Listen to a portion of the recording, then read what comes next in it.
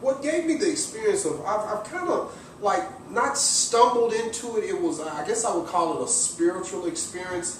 I'm actually from a small town called Bay City, Texas, but I was born in Lubbock, Texas. I was being an adopted child, and so I was kind of a child that was did a lot of things. But when I was 16 years old, my father actually had me started cutting his hair. And so, I just found a knack for it, and that was just something I enjoyed. So I started there. It was actually my father, by cutting his hair. All right. Is this the first business you ever started? In the hair care industry, yes it is. Yes it is. The barbering business. How did it affect your life? How did the barbering affect my life? In a good way, tell me the negative way. Well, it affected my life in a good way is because I got a chance to see my business grow. I got a chance to see different people. But I wouldn't say the negative side of business. What I would say is the commitment. The commitment and the character development that requires to run in a business. All right. So what do you do on a day-to-day basis? On a day-to-day basis, one thing I would say to anybody is never stop learning, never stop growing. Always reading, studying the different markets, reading about entrepreneurship, actually involving yourself in other business communities, business circles, and that's the bottom line of continue growing and becoming successful as a business owner. So what would you tell a first beginner that's getting into this type of field? What was inspiration would you tell them, or what advice would you give them? Choose your mentors wisely. Get the correct information, because being in the hair care industry, or particularly the barbering or cosmetologist side, it is a cash-based business, and so we're moving a lot of cash. And so you can actually begin to acquire a lot of cash in this business, but if you don't get the proper information about how to run a business, you can get bad information and set yourself up for failure. Okay, with that said, once they get their company going and get the ground sets up their business, what are the rewards? Well, the rewards, it varies with different people. Like my rewards is being a provider for my family. Family first. Without that family, all the other rewards, it doesn't mean nothing, because you can have all the things that you say that you want out of life, but family would be the reward. So having my son here, or having family here, being able to leave a legacy. Do you think being a barber is a sacrifice? Ooh, being a barber is a sacrifice. Well, being that you're in a service-based business and you're people-oriented, your business is driven by when people need you. So it is a major sacrifice. Really, you really have to have an understanding mate or understanding person with you, because it's really time conscientious. It's very, it's driven by time. What is your 10-year plan? Oh man, my 10-year plan? To become a barber.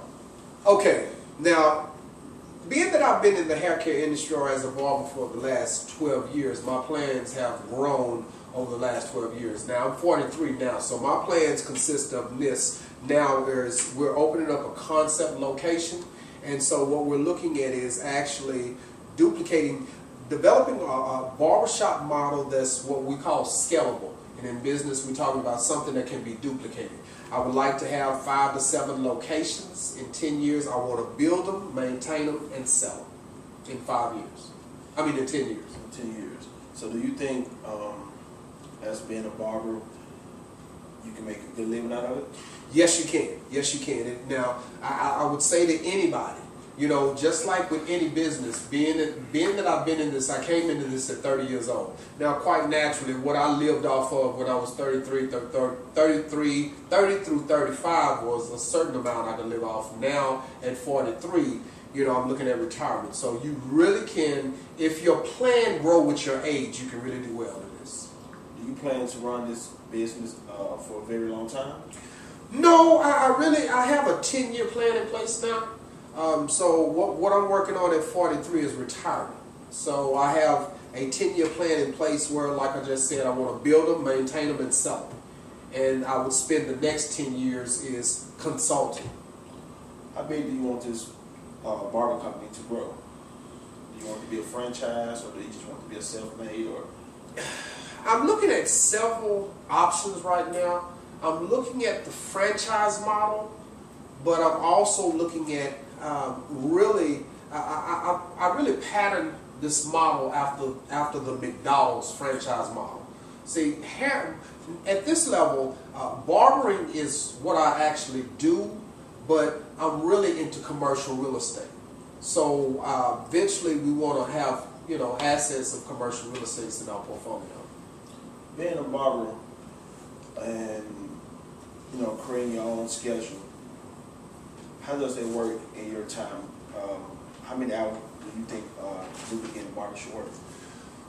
Well, when you first get in this industry, again, you got to spend a lot of time, because in our industry, it takes about 18 months to build a clientele, and you lose about 10% of those clientele every year. So it would take. Your question was, how many hours do you think new freshman barbers? Oh my goodness, a freshman barber starting out. When you're building a clientele, there is no really set hours. The regular person that goes to work, they work 40 hours a week. But you're going to put in somewhere 60 hours a week. That means coming to work, closing, maintaining clients, and all the day-to-day business of barbering. Wow.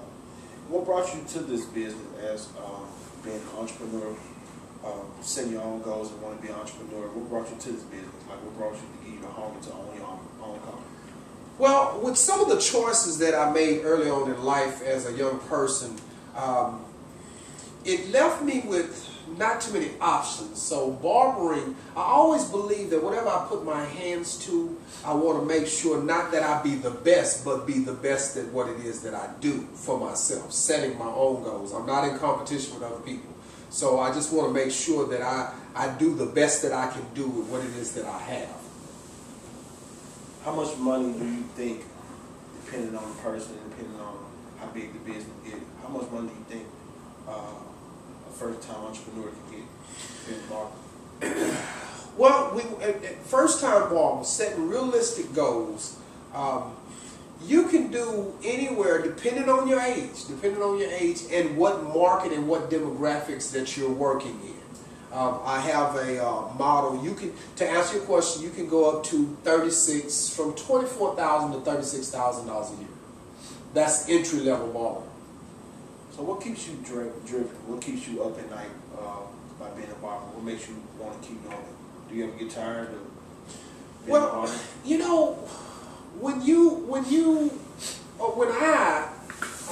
As I continue to stay hungry and be a learner, it's like in business, what I love about business is there's unlimited opportunity and potential.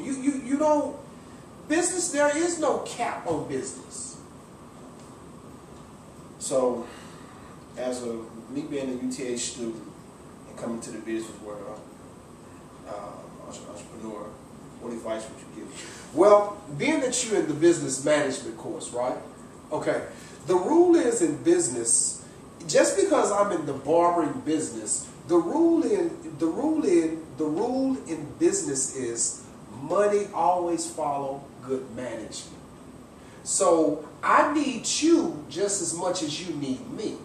Whereas I'm big on my management team. That's one of the key things about success. So what I would say to you, being that you're in the management course, I look forward to, in 2 to 3 years paying you $100,000 a year just to be on the management team. All right, as we sums it up, I really appreciate you for this interview. Not a problem. This is Joshua Jackson. This is Spencer the Barber, and you are now watching The Minds of an Entrepreneur. Thank you.